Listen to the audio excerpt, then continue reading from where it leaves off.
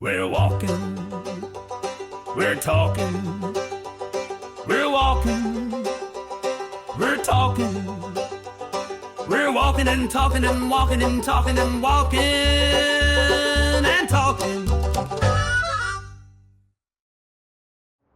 Hey everybody, I'm Aaron. And I'm Brian, and welcome back to Walkin and Talkin. Today we are talking about Trains. trains, yes. And it's actually pretty cool where we're at right now, everybody. We're at Travel Town here in Burbank in Los Angeles, and there are all different types of trains from every different century going way back till today. And it's a beautiful spot, isn't it, Aaron? It is, and there's a huge one right behind you right now, and it's free. It's free. Which is great. So, bring the family, wander around, look at some really cool machines Look at this. from a different time. Yeah. And it's like beautiful. Yeah, appreciate some of the mechanics and the engineering that it took to get us moving as I don't know, people, the world, everything. Society, yeah. Get us Yeah. to actually start coming together and then moving across the country even faster than we did before. Yeah, I feel like trains are a huge part of why the Industrial Revolution was so successful, right? Like being able to do so much, move so much. Cross these train tracks right here. Yeah, these are all non-functioning train tracks we're crossing right now. So, But it that's why we're feels doing it like- without looking. It feels like they could actually move these trains at any point that they want and actually move them around too. Yeah, absolutely. But you're right, like this really did revolutionize everything when we actually got the locomotive going, but it goes back even further than that. But today we're gonna be walking here and we're actually going to a place called, The train shack. yeah, the train shack. And the Look train, at some tiny versions of the same thing. so we're gonna go from big to small, everybody. So of course, if you're that train lover at heart, collecting them in your basement as well, we got you covered today.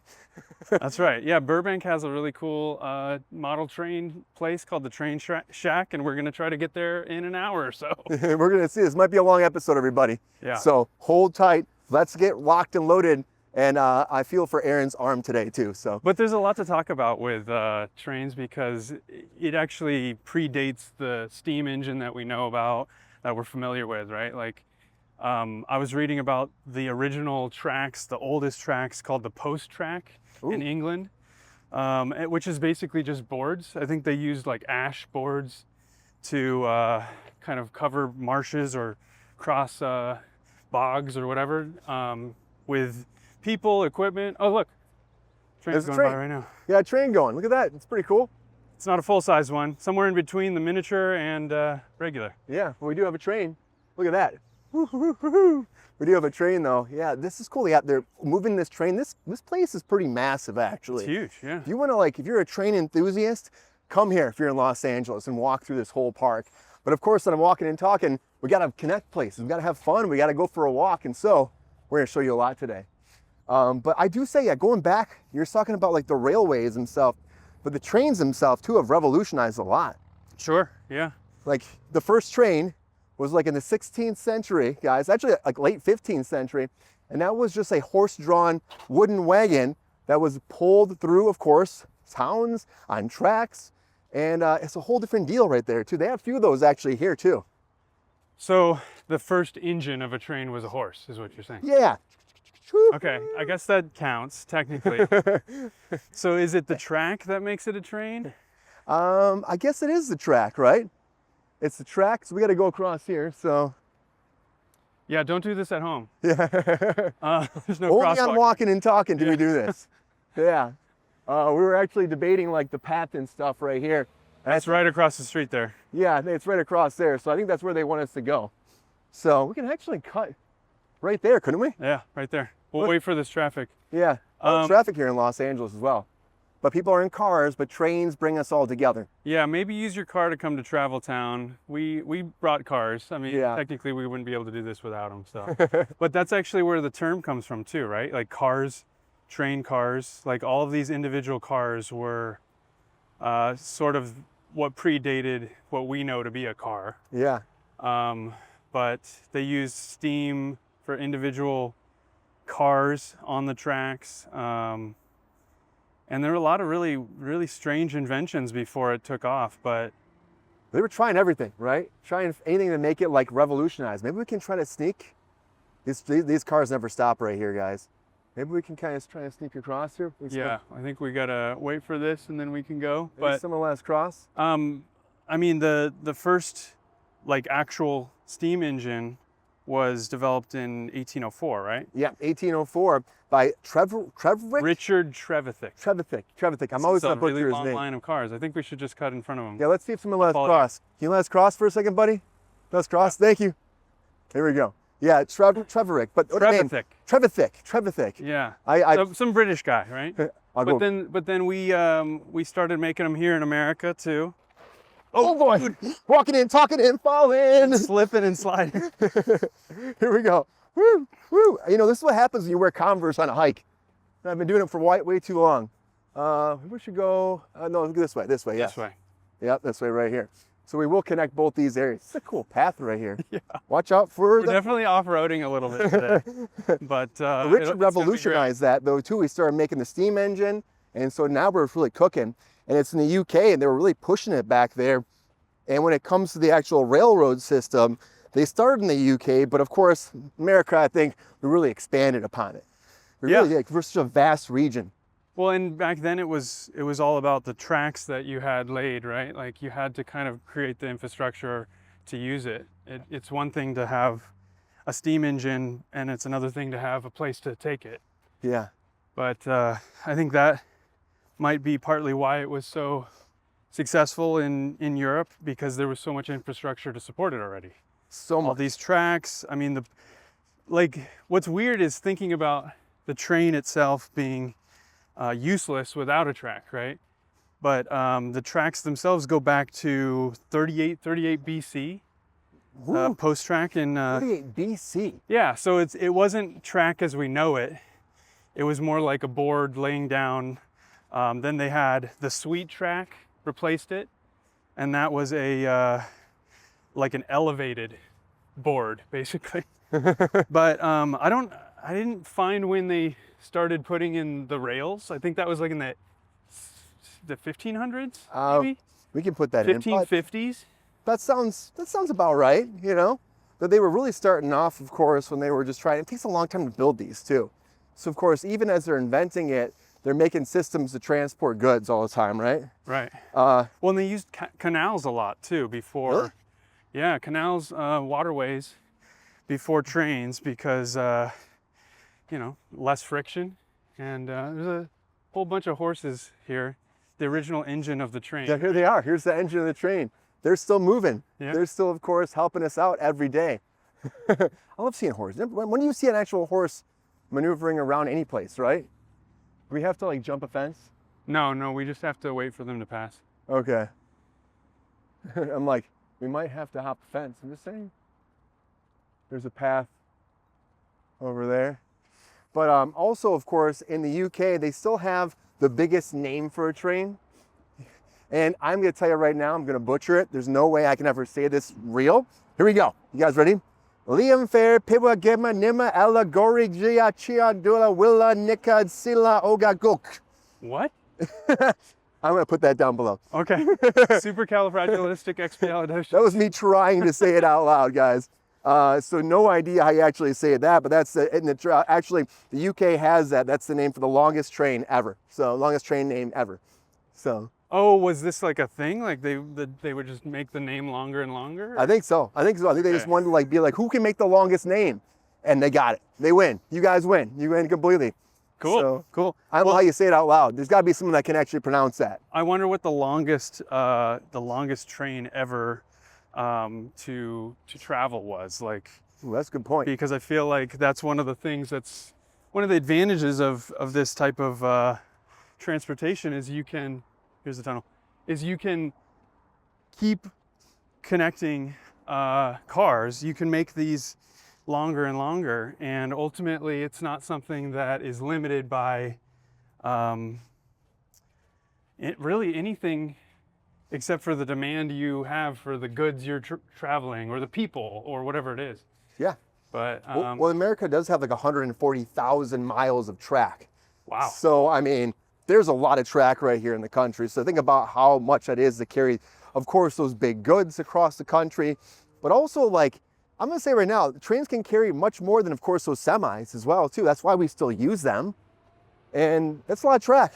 It's a lot of track. Well, and like if you have to ship something from one country to another and it arrives at the port, it's the trains that are going to take it from the port to wherever the shipping trucking center is, right? And then they do the last mile.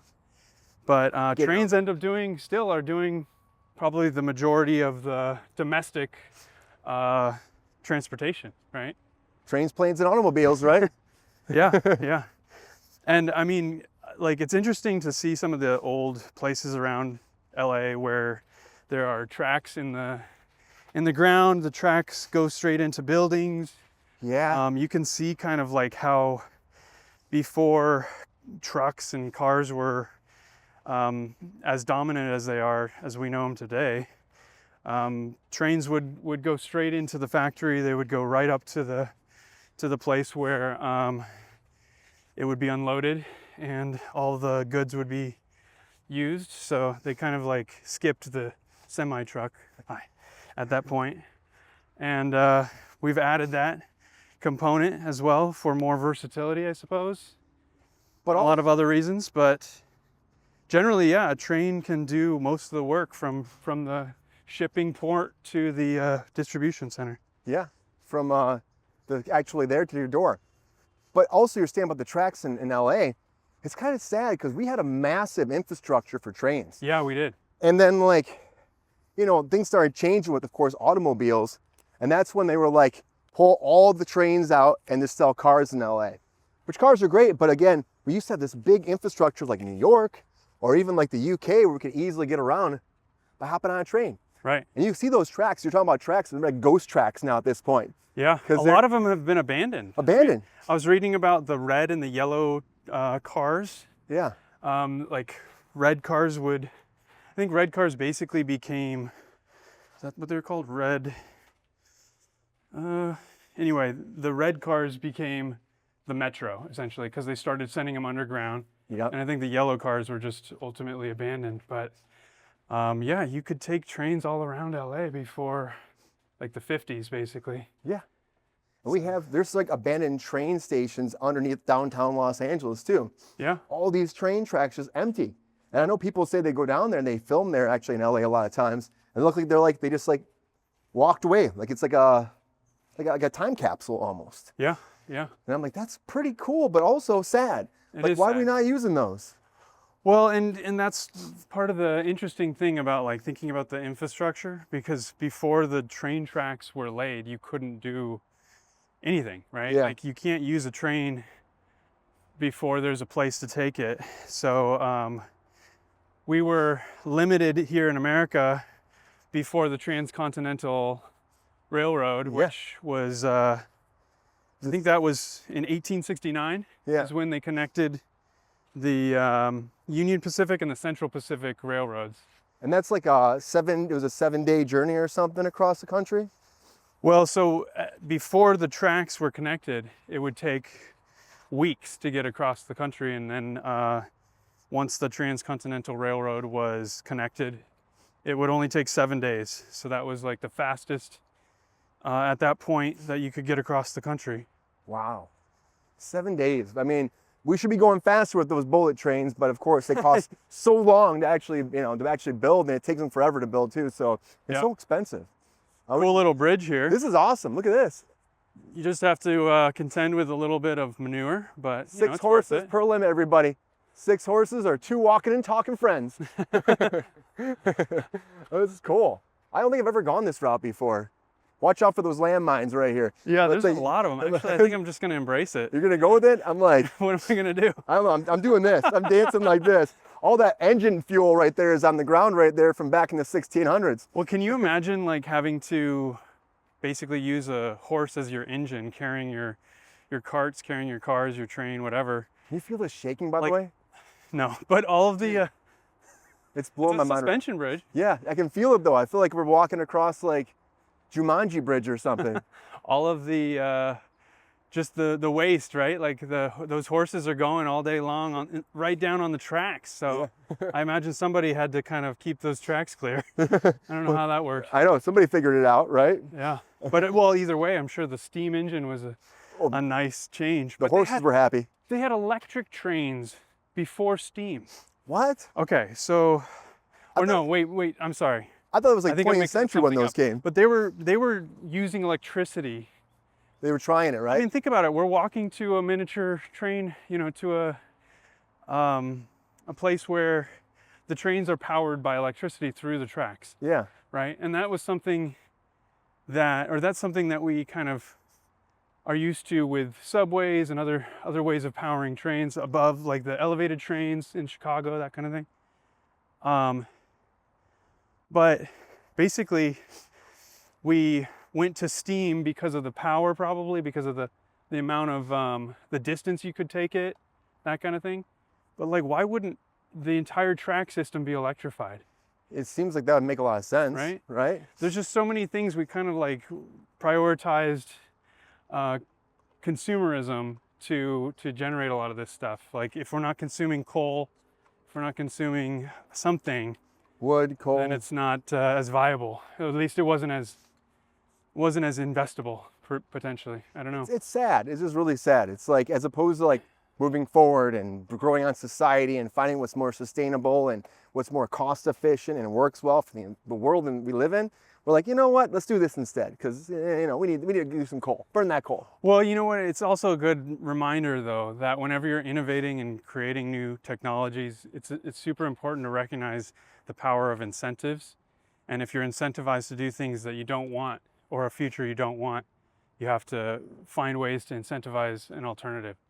So I think it's definitely frustrating to think about, like, essentially steam is powerful, it's an incredible innovation, but it's also something that requires, coal, requires some kind of fossil fuel to be burned or whatever. Whereas there were, at the time, there were Swiss watches mechanisms driving some of these things. Well, you just you have different innovators thinking of ways to kind of move a contraption forward and do it as efficiently as possible. And burning something is not usually the most efficient way to do anything. Yeah, it really isn't. Except for destroy something. But even moving to diesel power locomotives, that didn't happen until 1912 in Switzerland. Yeah. So it took a long time even to start changing it up even more to get to that point, because diesel is great for, our big rigs. We use it for all of our, of course, semis that go across the country as well. So I'm surprised it took that long to start using diesel too, but diesel's also not the best thing ever. So I guess, What's better, coal or diesel? What do you think, chat? Let us know. Coal or diesel? I don't know, for me personally, but I do know that we've talked about the goods shipping, but of course, as a transportation system, that human transportation, it was actually Greg Stevenson in 1829 in the UK. He was the first one that made that commercially viable, of course, train. And then, of course, after that, we started coming here to the States and utilizing that as well. But it's crazy that all that tech came from the UK, which kind of makes sense. The UK was really a big, I would say, community for, of course, technology with trains. Look at their train system. It's phenomenal. Yeah. They had to have started off decades ago to get where they're at right now. Have you ever been there before and ridden on the trains in the UK? Oh, yeah. Mind the gap, right? Yeah, I know. It's like you're lining up boom, like it's Mario Kart. Boom. And the doors open, everybody runs as fast as they can. Well, there's a social component involved too. I think we are kind of in America socialized to be independent and get in your car and do it yourself. And that takes away the benefit of being in a community and socializing. Not that you want to talk to somebody on the train, but do you talk to people on trains? You certainly aren't going to talk to the person in the car next to you, right? Yeah. Also, I just feel like you don't interact with humanity in the same way when you're in traffic versus when you're on a train. Yeah. You are forced to kind of see people and be around them and interact and... AirPods. People use AirPods now. I guess so. Yeah. It's poop. That's true. You see, my AirPods don't talk to me. It's like an airplane too, the same thing. It's I don't know, I sometimes talk to people on airplanes and trains. I haven't been on a train in a long time, I did see that Jay Kelly movie recently with George Clooney. Oh yeah, that's a good one. It's a good movie, and he's like, you know, a big celebrity on a train, and he's talking to everybody. You see that community, how everybody's kind of like having a great time. They're all together, where and in that big public setting. Yeah. And then people get those the private booths, just like first class though too, and they just, you know, step away from everybody as well. Sure. So it was kind of a fun movie to see that, of course, interaction, to have people on a train too, because you don't see a lot of train stuff anymore. You just don't. Yeah, I think the being able to fly and quickly get where you're going definitely made train travel less desirable for a lot of people. But It's faster, you know, sometimes it's faster. yeah, Those bullet trains aren't here again. I'm gonna say it again, no bullet trains. Right. I want that 26-minute ride from Los Angeles to Vegas, guys. I want it. yeah. But I actually much feel like we've depended on cars way more than planes to replace trains, right? Like, even though you could, I guess, do something, you could cross the country in 6 hours, right? yeah, On a train that'll take you a couple days, I think, still. a couple days, and people do it all the time. I thought about doing it like when I was coming back from Michigan one time. Let's make sure we're going the right way. Yep. I was, from Michigan, I was like looking at, because the weather was so bad, Yeah. people like, take a train. And I was looking at the trains too, and I almost got on one, but the trains got canceled too. Oh, So I was gonna go from Chicago. I was actually going to Chicago to Michigan. That was the idea. And I was like, this is gonna be awesome. It was like a couple-hour train ride. I'm like, it's been forever. It was like $35. It was like nothing. yeah. And I'm like, this is gonna be great. Canceled. I tried doing 2 different trains, canceled. I'm like renting a car and driving. It's sad. Yeah. So even weather shuts down trains. My dad's used the train quite a bit when he isn't in a hurry. You know, it's like, Yeah. if it's cheaper than a flight, then it's a better experience usually. Yeah. You sit not- back, you relax, you're not so cramped. Yeah. Your ears aren't popping. You're not, you know, the security sometimes on airplanes and everything you go through. Yeah. People are angry sometimes Yeah. too. I don't know why. I'm always excited when I get out. Stressful. It's really stressful. Airline travel is stressful compared to trains, you know. Yeah. At the train station, you just kind of wait, you board and you sit down and you enjoy it. You feel like you're Harry Potter, you know? I guess so. Sure. It always comes back to Harry Potter. Oh, man. Always does. So let's talk a little more about what before the Transcontinental Railroad was connected, because just getting things like that here was a Herculean task, right? Like, Yeah. how do you pay for all of it? How do you not just the engines or the innovation, the technology or whatever, but the rail itself? Like, how do you justify, oh, it's going to go here? How do you you know, get the approvals too? I think there's probably a lot of things happening where people were losing their neighborhood, so a train could go through, but then other times where a neighborhood would be rejuvenated or revived because the train is coming to it. Yeah. So it's kind of a, Would you ever want to Go live either close way. to a train? And a lot of people are against that too, because it's loud. You know, people are getting in and off.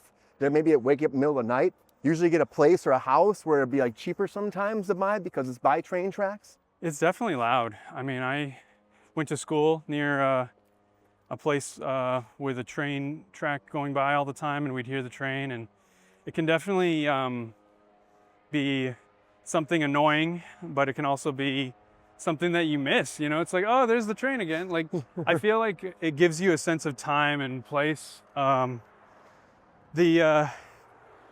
The way that we used to like coordinate our time, right, and our clocks was through the train conductors. Yeah. Because they were so accurate, and they were always having to keep the right time. So Running through, hitting that clock. Hey, we're going. Yeah. We're going. I love all like the pop culture stuff too, where it's come up, where that kind of caricature of a person does appear in movies too. Like even the Murder in the Orient Express, you know? yeah, that's a great movie. It's a great movie, right? you It's go. like a lot of fun because it all takes place on a train. Yeah, And you're going, and it's like, who's causing this? Who did it? I love whodunits as it is, but same. it's a fun experience. I really do love that movie. Well, let's talk a little bit more about some train movies, because there's a good list of them. Like, Oh, we can get into it, yeah. we were talking about Throw Mama from the Train. It's a really good comedy. Danny DeVito, And Billy Crystal. Billy Crystal. And Danny DeVito actually directed it too, which I think was awesome. I just found that out recently. I didn't realize he did. That's such a fun movie too.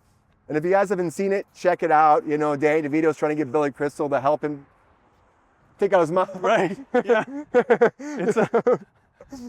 But his mom wasn't great. But like, you know, there's a lot of stuff that happened with that movie. It's a comedy. It's a dark comedy in a lot of ways too.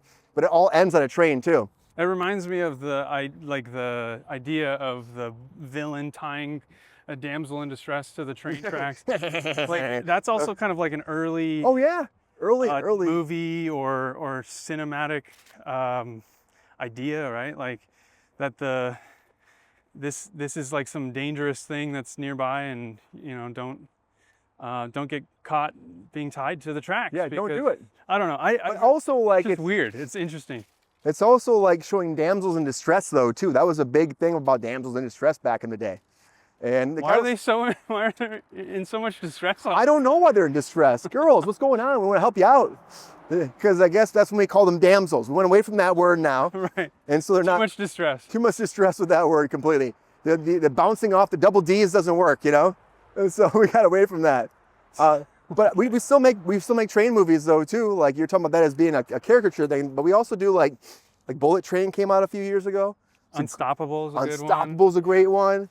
Snowpiercer's a great one too. Yeah, Snowpiercer. And they made a whole series based off it as well. Yep. Which I thought was actually a lot of fun to see that too over like I was like TNT or something.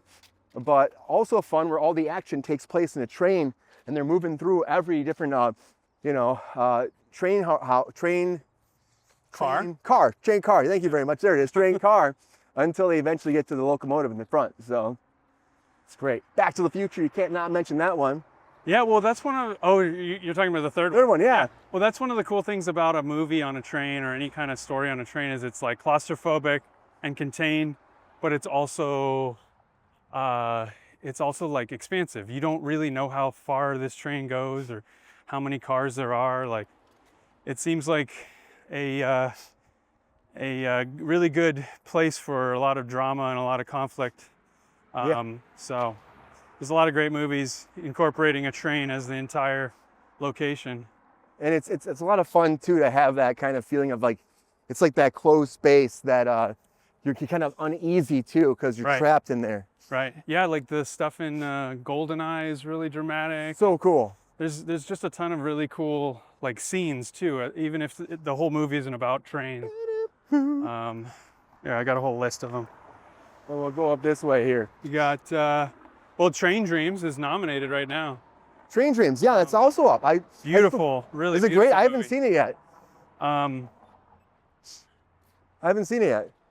But this way. We gotta get a sidewalk eventually here. Yeah, hopefully there's a sidewalk somewhere. Fried green tomatoes. Oh man, what a classic. It's hard to get that image out of my head of like your boot stuck in the train. Heartbreaking movie. Derailleur or whatever it is. Heartbreaking movie. 310 to Yuma. Oh yeah, great Western too with that as well. That was an awesome one. Polar Express, of course. Yeah, Polar Express, Holiday Spirit. Final Destination 3, everybody. Oh. Gotta have I haven't seen that one actually. I gotta watch that one. Gotta have a death on a train. You gotta have to have it, right? Unbreakable. Starts with a train accident, right? Man, I love Unbreakable. Yeah. Bruce Willis, you're still the man. Yeah. So sad about Bruce Willis, man. Money Train. Money Train. You ever seen Money Train? No. It's like an 80s movie too. Okay. I mean, I think Eddie Murphy's in it, I think. Money Train. Oh, Trains, Planes, and Automobiles. I said that earlier too. So good. You can't forget about that one. That's Best definitely a classic. Thanksgiving movie. Yeah, it's a great. But yeah, no, that one's great. Let's see what happens. They ended up. How much time do they even spend on the train? Not much actually, because you are going through everything a lot. You know, I feel like they're in a car a lot more. Yeah, they're in a car more than they're in a train. They're definitely in a car a lot.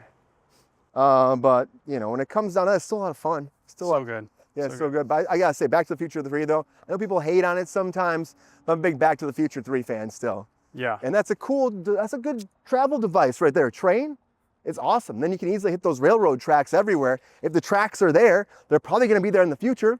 It's like the smartest one ever. Yeah. You think about the DeLorean, you're like, never know what's gonna be there. Where's it gonna go? You never know. Yeah. And you'll arrive like 100 years later. But with the train, most likely those tracks will still be there. Indeed. If you don't, they just fly. Which some trains actually do hover a little bit off the tracks as well because they're going so fast. Really? Yeah, it's like a whole thing. No. It's like a whole thing, yeah. I have heard about the effect, I can't remember what it's called, where when two trains pass each other, yeah, they lean towards each other. Like the pressure, the air pressure pulls the cars towards each other. What? Yeah, and it's like Well, that really. makes sense. Can So you there's imagine- less room in between them than there would be normally, basically. What would happen if you were actually, of course, in the middle of that? You could, I don't know, you could probably get clipped pretty I would easily. think so, right? Yeah. Like squashed or clipped? Yeah. I Get don't. low. No, thank you. That's not for Brian. I'm gonna not go between two trains ever. This is the opportunity to say, whenever you're around train tracks, be very aware, be very careful. Yes. Know that they could all be live tracks, basically. Well, that's like even like they did that movie a few years back where we lost the camera operator, you know, Yeah, the Midnight camera Rider. assistant. Yeah. Yeah. And it's like even that situation, it's like they were doing like a dream sequence on the Yeah. train tracks. And like I feel so bad for that girl, Sarah. Sarah. Yeah, it started a whole movement of safety on set, Yeah. and horrible loss should Yeah. never have happened. Like I mean, what are you guys thinking? To actually shoot on train tracks, there's like permits you need. You be able to lock things down. Not to mention you can fake it. You can no, fake no it. No reason to actually use real tracks. You can have art department make them for you. You can easily fake it. So I don't understand why you wouldn't fake it. You know? Yeah. Well, you know, some people think that authenticity is showing something real when really it's actually more important that everybody's safe and everybody is respected. Yeah, I mean, we are making art here too as we walk by Warner Brothers behind us. Oh yeah. So, you know, Another studio. another studio right here, Add to WB. our little walking tour. Yeah. We're in Burbank, walking through the neighborhoods. It's cool to see the little Mickey Mouse stuff up there too for some reason. The little Yeah. Mickey Mouse. Another This water is tower. Disney actually. This isn't Warner Brothers. This is Disney. What am I thinking? This is Disney. I don't know. I just went with it. Yeah. For some reason. Forgot where we were. I know, me too. I'm like, are we by WB? No, it's Disney, which is really cool. I mean, I got A lot of the studios would use trains too. There's a ton of old tracks going straight into the studio lots. yeah. So I mean, like, why would you not? Like back in the day when actors used to live in, like, of course, apartments all together and they were assigned by the studio, put them on a train, throw them to work, you know? I'm sure they were more for freight than they were for people and passengers. But I don't know. I really don't. Come on, why not? Why not? Why not? Why not? But it's true. Like this whole Southern California was going to have a monorail, right? Disney was going to design it, Yeah. and there was a lot of like actual good innovation going on with trains. I think right after the World War II ended, Yeah. 45, late 40s, and it kind of was the car lobby that basically stopped that, and now we're very car heavy here. Do you know how heavy trains are though too? I don't know how heavy. Around 400,000 pounds. Jeez. So, which is a wild thing because like a train in itself, like I think that's probably got to be a few cars attached, but the average train is 400,000 pounds. Wow. So a lot of weightage right there, guys. And some are carrying over like 100 tons of actual, of course, goods across the country as Yeah. well. So it's, it's pretty impressive what they can do. For the record, this whole path that we've been walking Yeah. has not had a sidewalk anywhere in sight. It has not. And We're I'm like, about to start using some sidewalks, so I would encourage everybody to be extremely careful if they walk where we've been walking. I know, I was like following, I'm like, I don't see any sidewalks here at all. I'm like, I'm just gonna follow the map, everybody. We're gonna cross the street though over here, and now we're gonna be on a sidewalk finally. There we go, back to civilization. And now we're moving towards, of course, Train Shack, everybody. We'll get there eventually. Got a little bit of time left still. I hope that my GPS is not right about the time, but we'll see. But so talking about like miniatures a little more, talking about models. Yeah. Oh, here we go. You ever collect miniature trains? I had one growing up. I think my grandfather got me a Santa Fe train set, but I never got any of the like extra stuff to add to it. Seemed like it was a little too fragile to kind of keep together for too long. But no, it's a lot of fun. It's nice to like design something and think about like what it takes, the infrastructure. Reminds me a little bit of like Sim City, right? Yeah. People make them on computers now, right? They make their own train system. Yeah, Roller Coaster Tycoon, I suppose. I remember that. But no, I think what's cool about it is it's a fun hobby, and it's kind of like one of America's pastimes in a way to do these train sets. I know a lot of people have one in their garage or one that's been passed down through the generations from family to family. Yeah. I love it. So, and this is a cool place to check out if you're looking for little figurines or a storefront or a saloon or whatever. I don't know, it's pretty funny. You got a bunch of cool stuff in there. I grew up in one of my friends, his dad loved model trains. Yeah. And in their basement, they had the whole thing decked out. There was like little like subdivisions, the big train station, the towns where they're dropping goods off. It was massive, and like mountains and mountains of grass with the whole thing. It was like literally like easily, I'm not gonna lie, it was easily like 500 square feet of train. Wow. It was a lot. And you know, back in Michigan, they have space in those basements. Those basements are massive. It's like the whole size of your house. Yeah. And I remember like, we weren't able to actually play with them, but he would like operate them. He had a conductor's hat too. And well, there was a kids show that had that, right? Like Mr. Rogers. Mr. Rogers had it too. Had the train going around. Yeah. Mail would come on the train and stuff too. Beautiful day in the neighborhood, guys. I did a movie one time too in Michigan where like they had like a guy who was like kind of an outlandish kind of person. And then like he didn't want to say why he was spending all of his money all the time. And they were like, what do you spend your money on? Why are you not paying rent? And they bust into his basement as well. And there was a train set down there. And he's like, don't mess with my hobbies, man. Yeah, it's pretty fun. Tug. The movie's called Tug. Okay. T-U-G. Well, it's a pretty Trust your gut. That's all right. Well, pretty common hobby and a fun one. I don't know. It sort of blends like the train lore and like knowledge and history with a toy, right? Like a toy that full-grown adults like to use. Hey man, trains aren't toys. Trains are not toys. Well, not the real ones, no, but I'm just saying. It's like how magic isn't tricks. It's an illusion. True. All right, fair enough, fair enough. There's Disney again, but the front gates of Disney, by the way, everybody. Woo, Disney. Yeah, we still have a little ways to go to get there, but. Oh, we do, yeah. Yeah. We do, it's gonna be okay. But, I mean, I guess we will have to look up the longest train, but I feel like some of the longest tracks are probably in the US and in Russia and places that have just a long, long way to travel, right? Because how do you get across the United States before planes? Like the Pony Express was how we would deliver mail. The Oregon Trail was necessary to get people who were immigrating somewhere else, basically.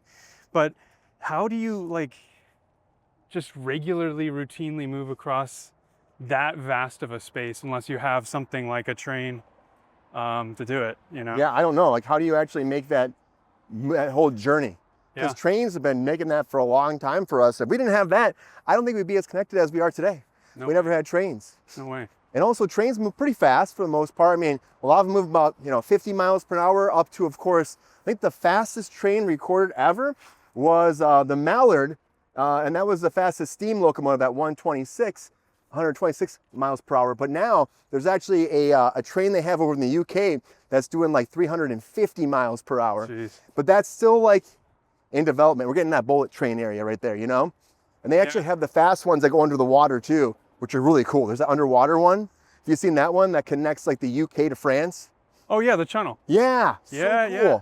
It's amazing. Like what? Underwater? Literally a bus, you get on a bus and then the bus drives into a train car and then you're in the train car and then it takes you underneath the channel. Dude, I wanted to do it when I was there. I really wanted to do it, but we couldn't make it work with our schedule for the train thing.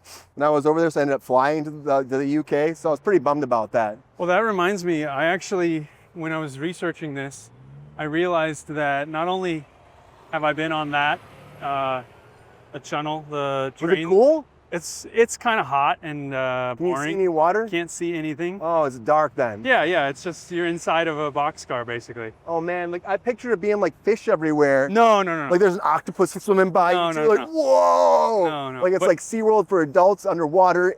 But the engineering, feat is amazing, truly.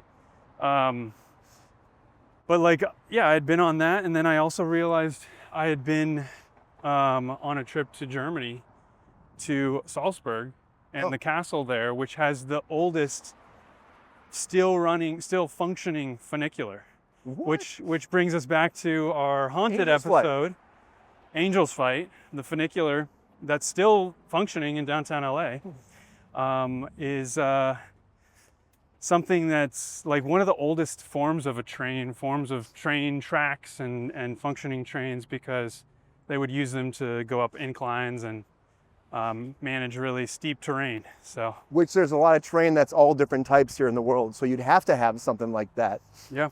Man, I just want to do one of those train journeys like through like the Swiss Alps. Oh yeah. Or like, you know, where it seems like you're going to Hogwarts. I'm bringing it back to Harry Potter for a second. You know what I mean? Like you're on this long magical journey and the seasons change and you're like, this is the world right here? This is planet Earth?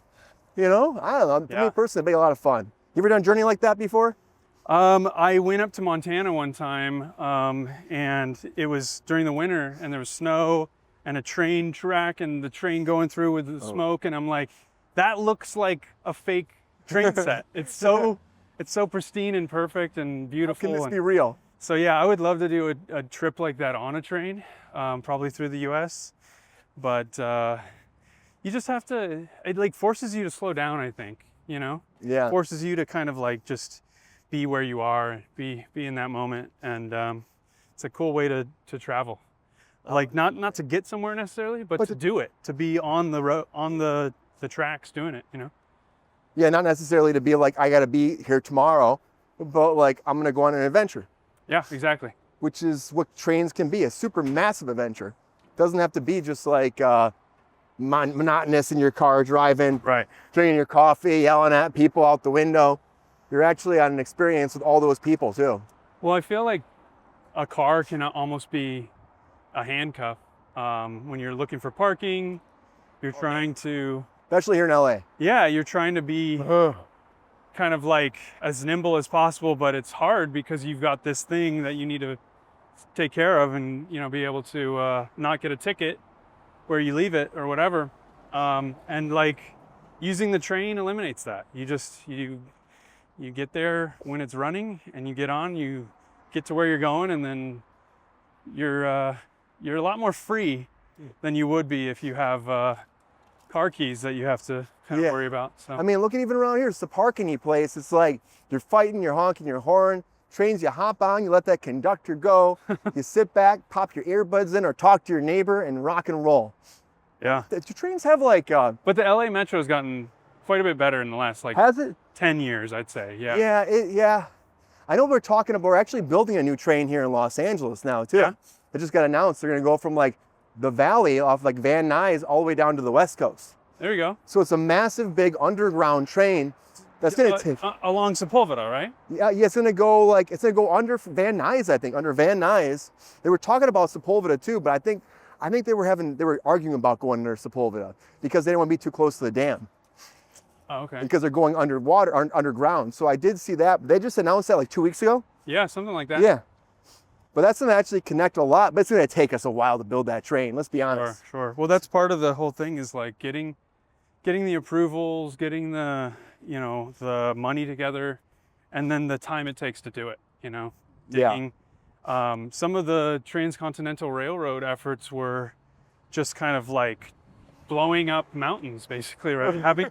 having to create these How do we get through? tunnels to get through, and actually, not everything can funicular its way up the steep incline, so you have to actually like use dynamite to blast holes through massive granite walls so that you can bring this train across the country. Yeah. Some pretty extreme long-term projects it took to do that. We've had a lot of rich history too with trains in the United States. Like even like in 1850, John Stevens received the first railroad charter in North America. First railroad what? Charter. They actually started developing these in 1815. Okay.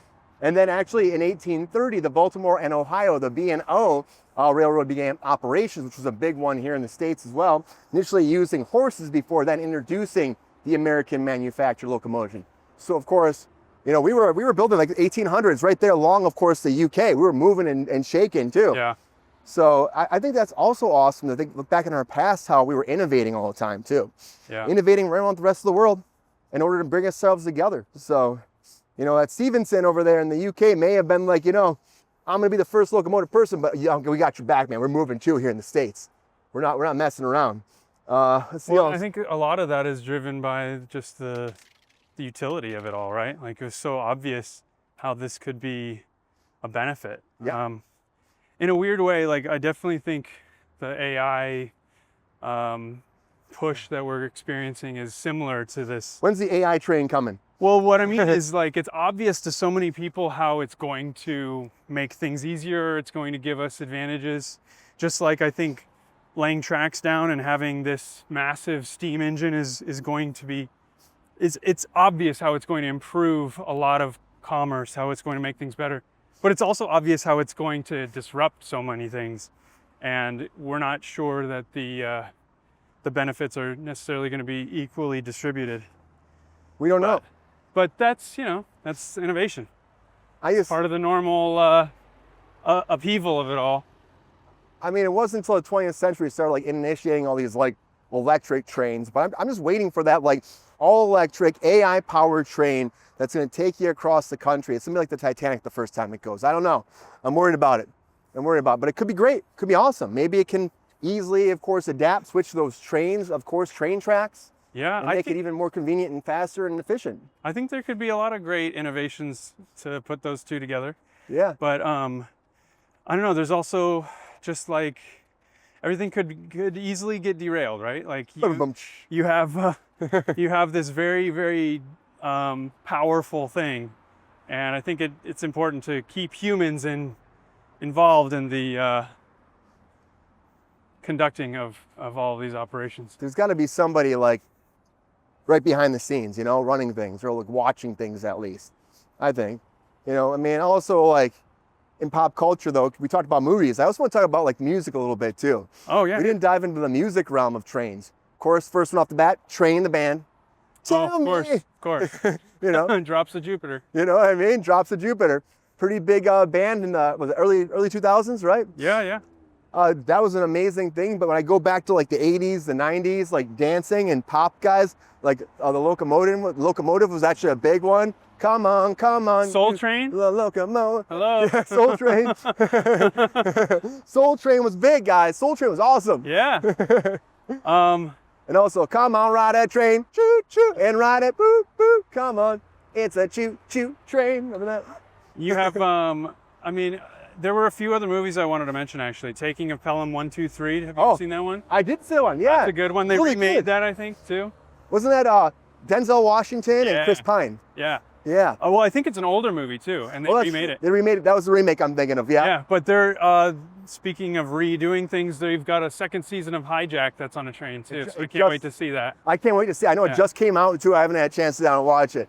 Come on, Idris Elba. I love that guy. Yeah. The first so one good. was fun too. So good. Yeah, but trains again. We're still doing stuff about trains. We're still staying involved with trains. Well, I just think it's a great place to have an action movie. So On I'm a train. excited. Like, but we've been talking about that too. Like the other ones that are in trains, it's always like the stakes are higher. It feels like. Yeah. Because it can't go anywhere. Yeah, exactly. You can't go anywhere. This thing's moving. You gotta stop the train, or what happens? Or you gotta solve the crime right now.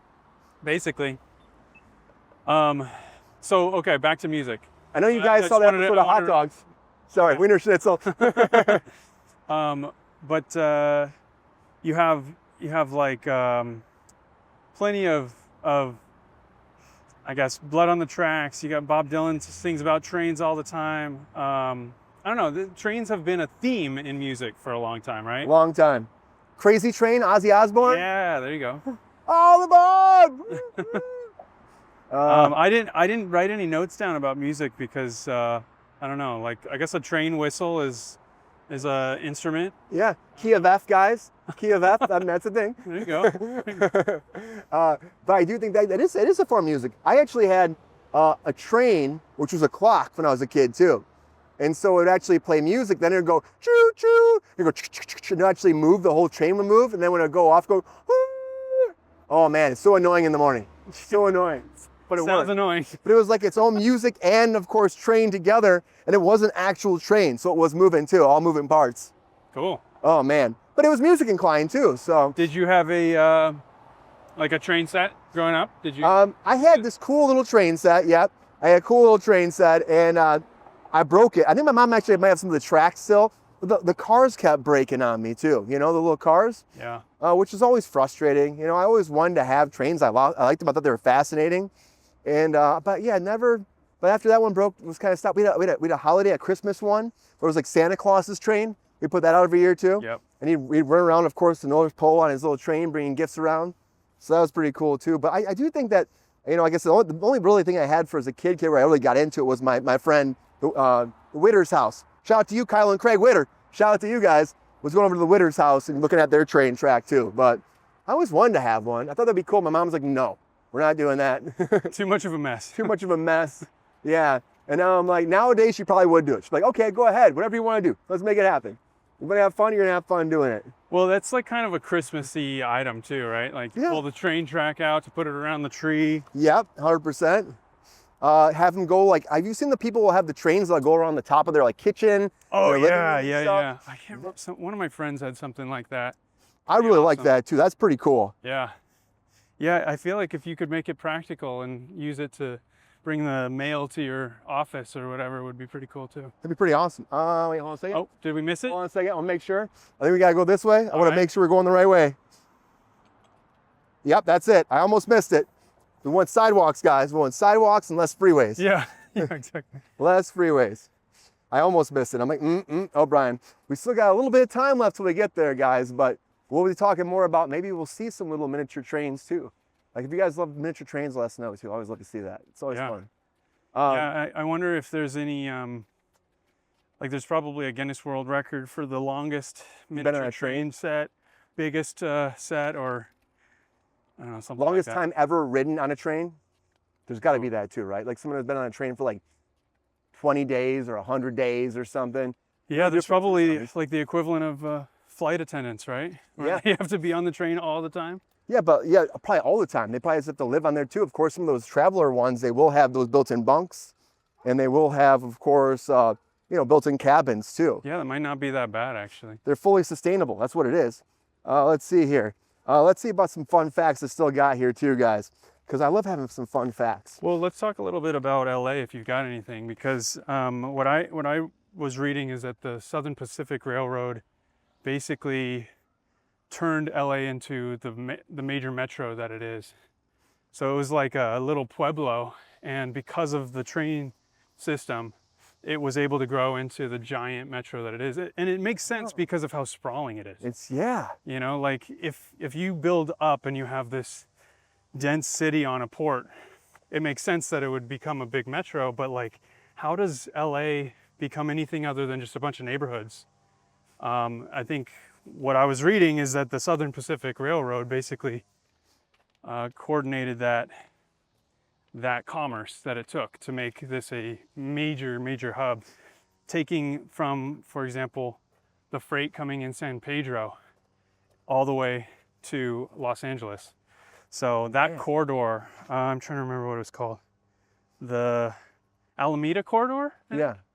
That became this massive thoroughfare for bringing goods into Los Angeles. What? Anyway, it's still there. You know, all those train tracks. They're still there, and the thing is, still like, functioning. they could even use that and expand upon that, but they don't. I don't understand why they don't. Why is it just the infrastructure, the money? Is it the car industry? I don't know. I think part of it is just the like the nature of a bottleneck with any technology.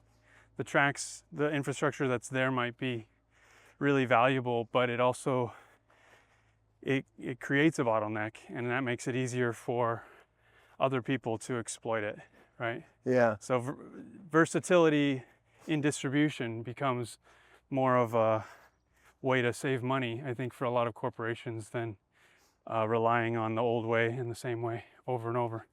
Because then, you know, people get into a groove and expect it to be the same way. And that's the opposite of innovation to some degree. So, man, I don't know, it's complicated, but I definitely feel like the simple idea of like, okay, we need to be near a port so that shipping is possible. We need to respect and appreciate all of the pre-existing rail lines, how old they are. Like that's what it was so crazy, is like realizing the idea of tracks was going all the way back to, you know, thousands of years BC. Yeah, BC. Like, wait, what? It was like, I had that down here someplace too. It was like BC, like 3,800 BC. So like, think That's- to the people who are using tracks like thousands and thousands of years before any vehicle, they were probably looking at like a steam engine like it was an iPhone. Yeah, 100%. You know, like, this is the what most insane is that? innovation. Yeah, aliens! exactly. You know? But I can just picture those people like being maybe on one of those boards you push like a scissor type deal, like it's like you know, like there's one person on each end, they're pushing it up and down, they're pumping it. What are those called? What are those called? Oh, dude. I I'll always pop that wanted in. one of those. It seems like the most practical. Like you and me together, let's go, you know? Exactly. Okay, up, down, come on, let's go, let's go. That's what I picture, like people back in like the BC eras doing that. Like, we got a wheel now, let's go. Let's get on here and make it happen. And also like the stop trains. You know about this? Like it can take, if the train's going like 55 miles per hour, it can take a mile for it to actually stop. Wow. A mile. Yeah, So- depending on how many cars. How many right? cars? Yeah. And like, So much weight. and it's like that right there shows you, of course, that they have to really be prepared. And that's why when somebody's like, people are playing around, that's what I say, be safe around trains. Yeah. Like trains can't stop on a dime. They just can't. No, they can't. I wish they could, but Yeah. we're not there yet. We're just not there yet. We're not a Doc Brown flying that, of course, built-in technology travel train, you know? Like time travel train, going back in time and back again. So be safer on trains. Yeah, be safe. Be But safe. they were definitely more common. I think maybe some of these horrible accidents are have been used as justifications to Take away from trains? take away from trains, to let the tracks go abandoned, and kind of push cars and car sales more. But the interesting thing about like the Los Angeles Railway before the big push for cars, when it was more useful and accessible around here, there were streetcars. Yeah. There were Oh yeah, streetcars were everywhere, right? yeah, I think that was San essentially, Francisco has those. I think that was the red car, essentially, is from what I've been reading. Above They had ground. red cars and yellow cars, and the yellow cars were more like So cool. what we consider the metro now, but the red cars were like subway and streetcar kind of thing. That's So super cool. imagine if there was like a streetcar going down the middle of this street. I mean, You could hop on it at any time. I know they have that in New Orleans. They have some of that, and they still rock those. I mean, San Francisco still does too. yeah. They still have them. Would you ever live on a train? No, Like if you had, I mean, you travel across the world, no, I don't. entertainment set up. I wouldn't want to wake up in a new place every morning. Some people would. Some people are like, you know, let's go. I could do it for like a year maybe. Yeah, maybe for a certain amount of time I could do it, but Like if it's your own personal train, right? Your own personal train. well, that's sort of what some of these billionaires used to do, right? Before they didn't have planes, That's but true. like Rockefeller and J.P. Morgan and some of those guys, they'd basically have their own train and they'd just go wherever they wanted on their train. That'd be pretty interesting to like live that way for a little bit. But I feel like it would actually be better than what they're doing now Planes with and their private stuff? jets. Yeah. Like, oh, right this way, sir, right this way, sir, right this way, sir. Like, you just be on your train all the time. Yeah, you hang out. It'd be better. This is really cool. And people could have like cabins and all that, and you're just kind of moving and seeing that scenery too. Yeah, exactly. Eardrums aren't popping all the time. Yeah, And you could become a conductor then, learn how to conduct and just drive it yourself. yeah. Ooh, I'd love to drive a train. I would love to drive a train. I know like kids out there probably think that too. Yeah, can we Not a lot of steering involved. There's not a lot of steering, but I mean, just like let's go. And you're moving. Do you picture yourself like shoveling coal into the furnace? Yeah, I'm like ripping clothes off and I got coal smeared across my face too. Like it's like Oh, wait, there was like a Western Braveheart. that had some really cool train stuff. Oh, it was like the assassination of Jesse James. I Oh wanna yeah, that was a great movie. Yeah, yeah. Brad Pitt. Yeah, Yeah. And That one was also cool. Casey Affleck, I think, was in there too, right? yeah, yeah. Yeah, that's a great movie. It's a great movie. I mean, it was really like one of those It was a little ones, long, but it was like really 3 hours. I say it's like 3.5 hours long or something. It took a long time to get there, Yeah. but it was actually a beautifully shot movie. Yeah, and there's a lot of like cool scenery with that too. Yeah, trains, but also like you're talking about boxcars. Think about like the Boxcar Children, guys. No, that's a good book. Good Series, book, yeah. right? I remember that as a kid. I used to read those all the time. Mm-hmm. And again, it was like the idea of living in something like that. But I think their idea was they were trapped on it. I can't really No, remember. they were poor. They were okay, that's what it was. It's been a long time since I've read that. They were very poor. That's yeah. what it was. They were poor, and so they lived on it. So they found it, and they just started made a house there. Yeah, Okay. yeah. I remember reading. I mean, it's all gone, guys. It's all gone. there's so much information in his head, some things disappear. You know, some things are gone. I'm talking about trains, cars. We're happened to the boxcar children. They're still there somewhere. They pop back up. Did we mention there's another kids show, the Thomas the Tank Engine? Thomas the Tank Engine, yeah. Which I wonder if it came from the original passenger train in the U.S., which was named Tom Thumb.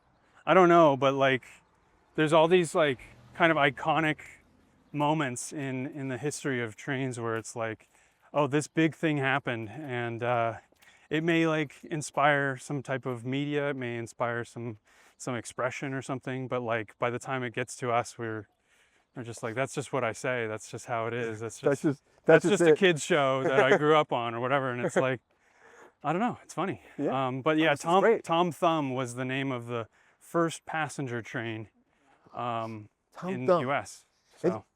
What do you think there was, like, there must have been some kind of connection then, right? There has to have been.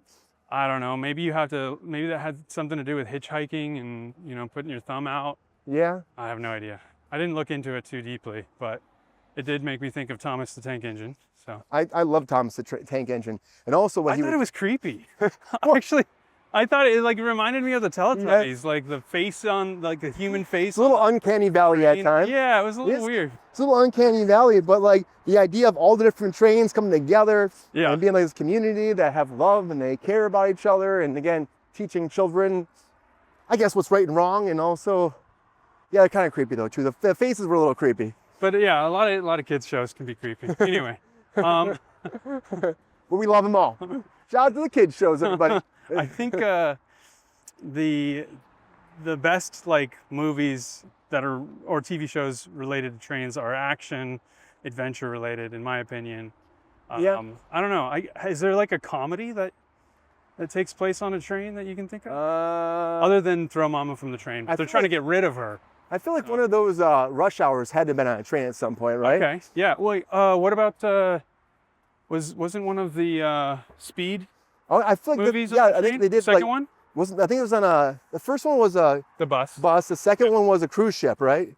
One of them was a cruise ship. Maybe that was. That was cruise control, which trains have cruise control too. There you go. It's kind of like cruise control. They call it cruise control still, but I feel like there has the track basically. Right? I think there's been a lot of movies where they can't stop the train, you know? Yeah. Where I think that's where we get into that whole world. Runaway Train. Runaway That's Train. a song, right? Runaway train, never gonna stop. Yeah. Tom Petty? So Tom Petty? Oh yeah, is it? Yeah, that sounds right. Yeah. I think it's Tom Petty, yeah. But it sounded like he was here with us just a second. Yeah, we've been walking around Burbank too, and there's been so many places I've seen on this journey. First of all, this is one of my old friends' my best friend's place right here, Nice. which I spent a lot of time here. And also, I just picked up a washing machine like 2 blocks. We walked right past the house too.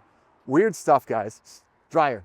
But trains are amazing because, again, transportation, community, the songs, pop culture, books, it all bleeds in. It's been in our society for so long. Of course, it's leaked into everything. Yeah. And music, though, there's a lot of music. There's so much music. Well, there's even like people like to do mystery theater on the train. Yeah. Right? Like you have dinner and you have to like solve a whodunit while you're on the train. I know there's one that goes through Ventura, but I think most of them are like old tracks that have been kind of decommissioned or whatever. Yeah, I think there's no crossing here. Maybe let's go up to the stoplight, right? Yeah. I think it's like I don't know, like a little piece of Americana to be able to do like a dinner and a mystery. It's so cool, and to be like in that experience where you're actually like on that train and you're moving along with it, and you're on that journey together, and you feel like you're stuck on the Orient Express as well. It's pretty amazing. Did you really like? I mean, there's a lot of people talking about Uncanny Valley. I know you mentioned it earlier, but the Polar Express. Yeah, it's creepy. It's creepy, right? Yeah. It's a great movie, but it's creepy looking back at it. It's a great movie. Because it's a great movie, but I look at it, I'm like, ooh, Tom Hanks' face on there sometimes. I'm like, Yeah, I feel like Beowulf was a better. Beowulf was really wild and bad. I was like, Beowulf was horrible. But I felt like the style worked better for it because of that, because it was so out there. Yeah, well, yeah, because it was like, again, meant to be some medieval kind of cinematic weird jaunt into that. It wasn't their first scanning people's faces and stuff too. When do you think they're going to do a Polar Express live action remake? Oh, when Tom Hanks wants to do it. They probably came to him 500 times. He's like, I don't want to touch it. I don't want to touch it. I think we're ready for a new great train robbery. Oh, yeah. You know, like... Oh, train robberies were a big thing, too. Think about back in the day, yeah. when the Wild West times, they were always robbing trains. Yeah. Can you imagine, like, riding up on a horseback to stop a train and hopping on that train? And then, like... Well, you know where it's going, right? Like, that was part of the bottleneck thing that I was talking about. Like, you know how to take advantage of it, basically. Yeah. It's like... I just haven't imagined, like, riding a horse next to a train and taking it over. And people did it. Yeah. People did it. It's like the old day pirates back in the day. Oh, there's a good movie about that. Butch Cassidy and the Sundance Kid. Yeah. Great one too. That's going back to the Western days. And Westerns always had trains. Yeah. All Clint Eastwood movies and John Wayne, you know, they always had trains. Oh, yeah. Because that was like... Stagecoach. Yeah, Stagecoach. And Stagecoach is also, again, musical festival. They have Stagecoach. We're, again, lying into the whole train world by having massive, like, you know, country Western music as well. Yeah. So that's also a big play on there, too. You'd think there'd be more trains that would be like an event type of experience, right? Like, not just like a mystery and a dinner, but like an actual, you know, music festival or something on a train. Yeah, that would be cool. For a week. I would love that. Something like that would be cool. There was kind of trains like in Mad Max too, right? They had like a kind of big Mad Max type train deal with the guys. It's a bunch of cars and they kind of like it's like a convoy basically. Oh. So. Oh, a cool story. Inception. When I worked on Inception, yeah. They actually had a train run through a scene and like jump into and like smash the Leonardo DiCaprio's car. Wow. We shot that downtown Los Angeles and they put a whole train on top of an 18-wheeler body so it could actually have wheels. And then they drove it downtown Los Angeles. Wow. So actually it was a train running down the streets of LA. That's cool. It was actually really cool to see. One take. Like, all we got is 6 cameras, one take and go. Wow. Because that's all they were allowed to do, I guess. So, yeah, again, trains everywhere. I think about trains. Well, trains are a big part of film and TV in general. Yeah. One of the first movies ever made was called The Great Train Robbery. And they put the camera on the tracks. And when the train came straight at the camera in the theater, people literally ran out screaming because they were terrified, thinking that they were about to be hit by a train. Can you imagine being like, you know what? We can actually show people what that feels like. You know, I bet did that camera get destroyed then? No, I think they put it so that it would just be underneath the wheels. Oh, but man. Yeah. And it would just not get smashed. Yeah, but I mean, just that perspective, like nobody's going to lay down on the tracks and never feel that and experience that. So wow. It was the film camera gave them the ability to experience that for the first time, and it literally freaked people out. Innovative, 100% innovative, man. Yeah. I mean, that would freak me out. I wouldn't run out of theater, but like, you know, you grip in the chair like I don't have to move, but I want to move. Yeah, I mean, it's there's a lot of change back then, a lot of transforming technology, you know, like to be able to see an image, a photorealistic image. I mean, that's what it was. It was a photo before photos were a thing. Was there a transformer that was a train? I feel like there was. Transformer? I feel like there had to have been a transformer that turned into a train. Probably. There had to have been. Yeah. Think about pop culture stuff here. I'm like, I feel like we're gonna think of all the train references that we forgot as soon as we finish this. As soon as we extra stop. long episode. This is a long one today. But everybody. you know, the cool thing is like it is the train episode, and trains are extra long. You know, you keep adding and adding to it. adding. Every single stop, of train. add another couple cars. Oh, we got some more corn. We need to get to the coast or whatever. And yeah, a just cool gets movie. longer and longer. Eternal Sunshine of the Spotless Mind, where they're sitting by the train tracks too, watching them. Okay. I know also in Ted Lasso recently, not Ted Lasso, it was Shrinking, that show Shrinking. The guy from Ted Lasso, Brett Goldstein, who also is in Shrinking, his character like sits by the train tracks a lot, just like thinking back at his life. That's like a thing that people do too, where they just sit there and they watch other people move around, and they have like that. Train spotting? Yeah, Train Spotting. What a great movie too. Well, but that's what you're describing, right? Yeah, like Train Spotting. The like, I guess I was reading about that because I'm like, what does that have to do with trains? Apparently, it was like being like you know, in your head and just Yeah, kind of like, euphoric, yeah, just kind of like in your thoughts. right. Also, people watching. People do that too. You know, you people watch because you're at train tracks. Yeah. And how many people are moving back and forth too. New York City is big. Grand Central Station. What a massive train station too. Is that where Hugo is supposed to take place? Yes. The Martin Scorsese movie? Yes, I think so. Yeah. I think so. But there's another one I wanted to mention. Oh gosh, what was it? Another movie about trains before we get to the end. Dark Knight Rises was shot at the train station here in Los Angeles for, that was for Scarecrow's court sequences. It was actually inside of downtown Los Angeles' train station. Oh wow. Pretty cool spot. Yeah. Pretty awesome. It's massive. Massive. You're talking about Union Station. Union Station, yeah, Union yeah. Station. Very cool. I just remember like the guy who was working for, he was doubling for Tom Hardy's Bane.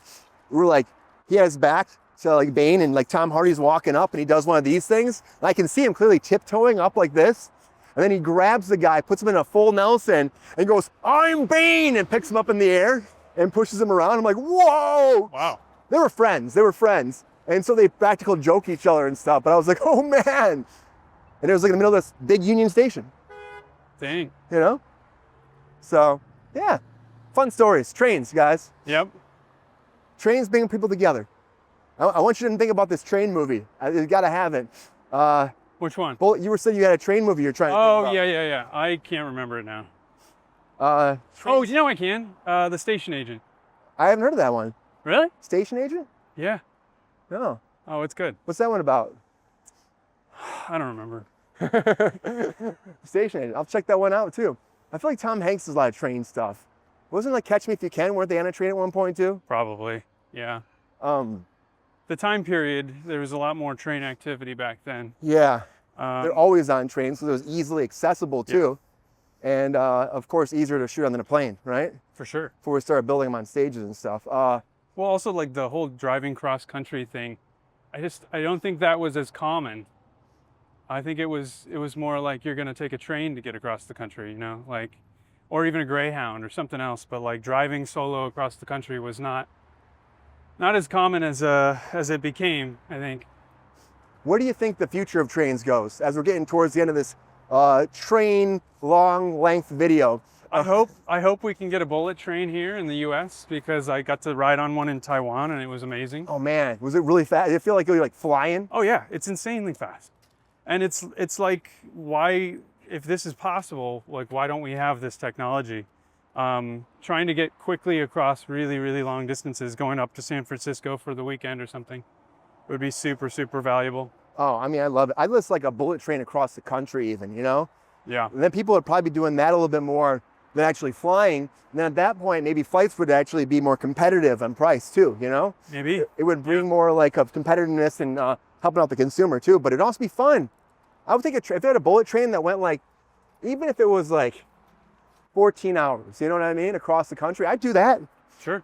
I'd be like, heck yeah, I'm jumping on the train, I can sleep, I can wander around, extra carts have like entertainment, trains have like bars, restaurants.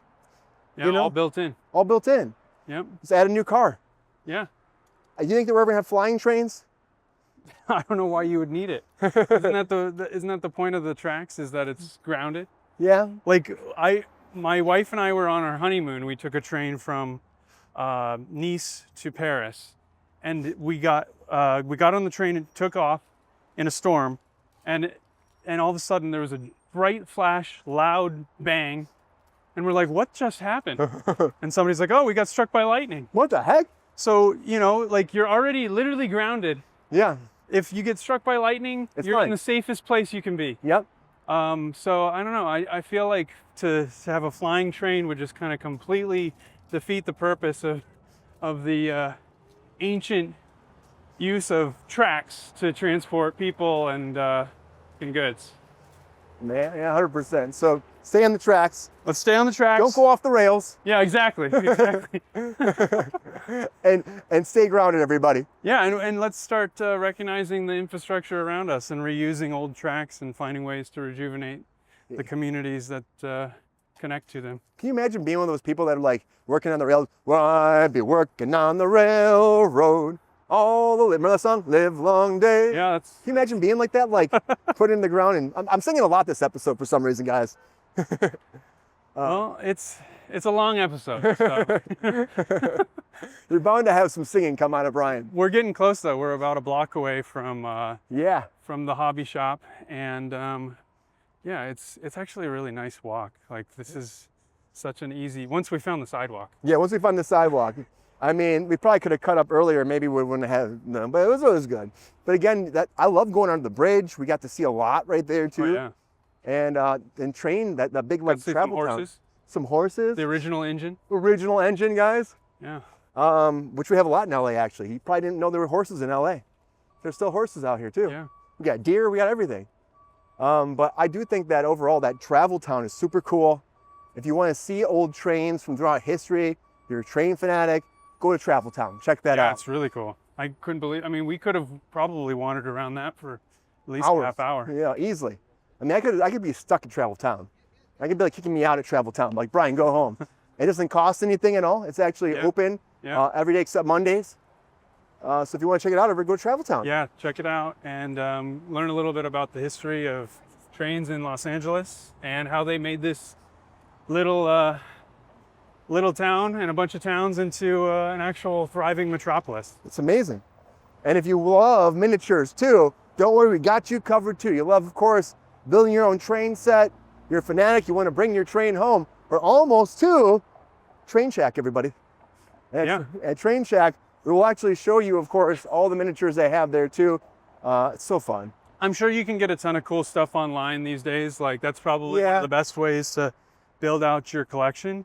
But what's cool about this place is you can actually go look at it. You can get new ideas. You can see something that, you know, maybe sparks an idea for yourself. Like maybe you don't even think you can do a train set, but then something at this place makes you realize you can, you know? I feel like there's so many little ways that we can kind of like enjoy the history of trains or any subject, and being able to incorporate it into a hobby, models, it gives you a greater appreciation for the real thing. So I think it's a great way to do that. Love that, yeah. Give me your hands and actually see it. Yeah. Before all those small town businesses actually close and go away. Yeah, exactly. What's the one thing you learned today about trains? What did I learn? I mean, we learned a lot before we came here, but I'm what's gonna have the one to review thing? some of the things What's that your you were favorite? talking about. Because What's your favorite thing, maybe? What stands out to you? Probably the fact that there's so much in Europe and other places that we can kind of like learn from and benefit from. But it is open, right? Is that the door? It's open, yeah. You guys wanna? I don't know if we can peek inside or we just. I don't know. Hold on. Look at this. It's kind of cool. The Well, anyway, there's the Santa Fe. yeah, right. No, we'll leave it here, I think. But thanks for joining us for another episode of Walkin' and Talkin', guys. Catch you next time. Walking and